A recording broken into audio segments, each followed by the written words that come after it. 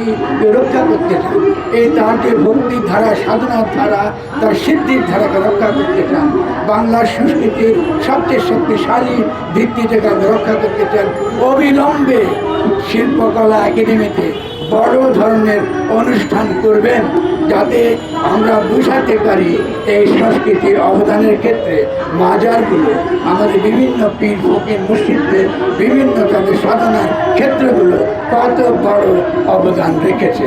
আমি আশা করব আমার এই অত্যন্ত বিনীত দাবি অবিলম্বে গ্রহণ করবে শিল্পকলা একাডেমি এবং অবিলম্বে একটা বৃহৎ মেলা আয়োজন করে এই সকল যারা মাজার ভেঙে এই সরকারকে ক্ষতিগ্রস্ত করছে তাদেরকে তারা উপযুক্ত জবাব দেবে।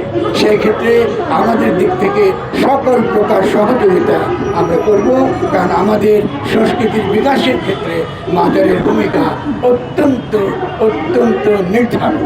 এদের ভূমিকা ছাড়া আমাদের যে সাধারণ মানুষের যে সঙ্গীত, তাদের যে বিভিন্ন ভাবগত দিক, তাদের যে চিন্তার যে বৈফল্য, তাদের দর্শনের যে অত্যন্ত উচ্চতর বৈশিষ্ট্য, এটা কিন্তু রক্ষা করা যাবে না। এরা প্রত্যেকে রসুলের আশীর্বাদ, ইসলামের আকিদাগত একটা দিক তারা পালন করে।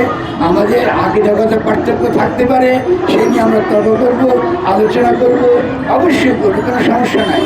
কিন্তু আপনি বাজারে গিয়ে ভাঙবেন হাতুড়ি দিয়ে, এটা করবেন না। ওই হাতুড়ি কিন্তু আপনার মাথায় এসে পড়তে পারে।